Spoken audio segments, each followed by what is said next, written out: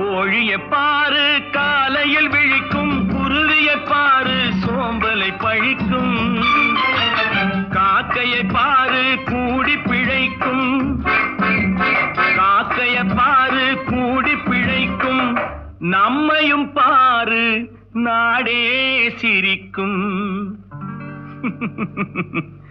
எத்தனை பெரிய மனிதனுக்கு எத்தனை சிறிய மனம் இருக்கு.